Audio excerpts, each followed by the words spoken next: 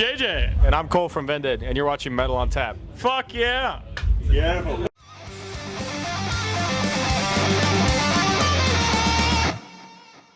G'day everyone, it's Jai here for Metal on Tap, and I have two very special gentlemen with me today. Would you like to introduce yourself and tell us what band you play for? Hi, I'm JJ from Vended. I'm Cole from Vended. I play guitar. Well, gentlemen, it's a pleasure to have you here today. I got to catch your set. What a lot of energy. How has this whole experience been playing in Australia for the first time? It's been really, really cool. I really, really like Australia and the people and the crowd and everything. Yeah, it was hot as shit today. Yeah. It was really fucking humid and stuff like that. Yeah. That's been great. I mean, we've hit everywhere in the world, and this is like the last check mark off the box, so everyone's treated us great, and the crowds have been wild, so that's all you can ask for. That's it. We bring it the energy, you reciprocate it, right?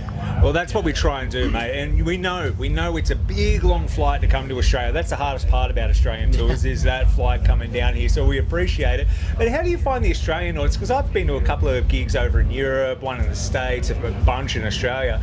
Do you feel the crowds are different worldwide? Like, have you been able to say, oh, you know, we go over here, it's a bit different here. You go I would say every spot we kind of hit is a little different, and it's on what, you know, Europe is totally different than America's, and we found now it's totally different than Australia. And even it just varies city by city. I would say Australia definitely goes pretty crazy, you know, but we've been down to South America. That's probably one of the craziest we've ever seen. Yeah. But yeah, each place is just a little different, and you just never know until you rip a gig there. So that's what we found. Yeah.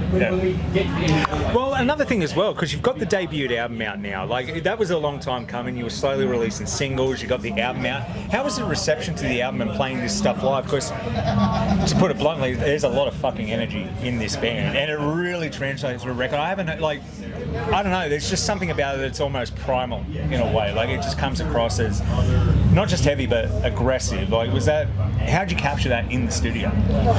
We recorded the record live to no click track, no bullshit really. It was just the five of us in a room, and we just basically pressed play and we just started playing essentially, and that's pretty much just what you hear on the record. Shit, I had no idea that's how you did it. Was that always the plan all along, or was it, you know, just trying different things and fuck it, let's do it live? Pretty much. I mean, like, we always grew up playing in the basement. I mean, of course, there's no in-ears, there's no monitors, there's no whatever. Just give me the 2 and 4 on the snare, you know what I mean? So we just went in and we just fucking played with the most energy we could. Yeah. I think that's probably why it translates to being such a good live show as well, because if you're playing it live in the studio, it's not like you had to rely on 1,000,001 things to translate this to live. So it's making a lot more sense now, because that raw aggression captured in that album has thrown it out on stage. And how do you feel doing all these stage shows? Is it big crowds, big energy? Are the nerves still there, or is that something that's going away over time? I think we're pretty used to doing a lot of this stuff. Yeah. The nerves will always be there because we're always excited, and you never know what's going to happen. But compared to a club show, you know, fests are pretty crazy, but we really like the club shows as well, because you just have that, all the fans are right there in your face, and it's just feeding off the energy. So hey, there'll always be nerves, but you know, we're gonna come out and kick some fucking ass. You know, what are you gonna do? That's exactly right, boys. And that's one of the things as well I wanted to ask you. Being down in Australia, have you gotten much downtime? Have you gotten to explore the country at all? We checked out right as we landed. We had a day off. We checked a few things out, the 12 Apostles, went to a few beaches, saw a few waterfalls, but in between it's just been gig fly, so it's been a lot of work, but we've been trying to check cities out as we go. Yeah, and you got added to the last night's Hatebreed show at the last minute as well. How was that experience playing, like, opening for those guys? I heard it was a pretty intense night at the old Metro Theatre. Yeah, it was badass.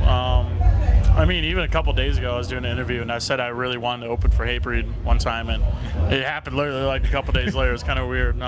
Sadly, the Brisbane show got canceled, and I hope everybody's doing okay with the Cyclones and stuff over there. But yeah, we just got added on to the Hatebreed show as a makeup show, essentially. Yeah, beautiful. It was kind of a match made in heaven. I remember when I first saw the Hatebreed show announced, I was like, why isn't Vended on that show? It just made sense, and, you know, lo and behold, someone thought, yeah, this makes sense, let's put Vended on the show. And with you boys as well, I know, you know, there's a lot of heavy influences in the band, but what did you guys grow up on? What got you into this style of music? I personally grew up on a lot of rock before we started this group. That's just what my parents brought me up on, and what kind of come naturally. But as far as metal goes, I would say Pantera is one of my biggest influences to guitar playing, and then just metal in general. Pantera is like one of my favorites. So It's just kind of one of the bands. exactly, it's just real shit, real metal. Yeah. I grew up on a lot of like alternative rock and stuff like that through my dad. Nirvana's like one of my favorite bands and stuff. And then after that, you know, you kind of get into like the gateway drug metal bands like Metallica and all that stuff, you know. And then it just slowly gets darker and darker and darker as it goes. And you find death metal, you find slam, you find hardcore, you find black metal. Yeah. I don't know, it just gets crazier and crazier as it goes. And that's one of those things. It's kind of like it's a slippery slope. Once you kind of get through that Metallica gateway and maybe hear a Killswitch Engage scream for the first time, you're like, oh, and then next thing you know, you're listening to all the death metal slam bands that you can't understand a bloody word. But it's great. I love it. And I guess it kind of translates to the music as well. I wouldn't have guessed the kind of hard rock thing, but I guess we all kind of started with hard rock to an extent. I'd hate to say my gateway band into heavy music, believe it or not, was Creed. I know that's cringy. That's sick. That's fucking sick. And mate, I'm hoping they come down. Maybe they can play Knotfest next That'll year. be badass. Could you just imagine Creed as a headliner for a Knotfest? That'd be sick.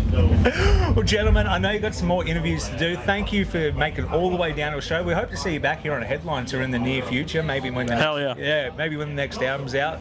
Continue that momentum. It's good to have like raw primal music kind of like in my ears again. So thank you. I appreciate it. Is there anything you wanted to say to the people before I let you go? Love you guys. Thank you for coming. Australia's fun. Thank you. Yeah, we're Vended. Fuck off. Yeah. Beautiful. Thank you, guys.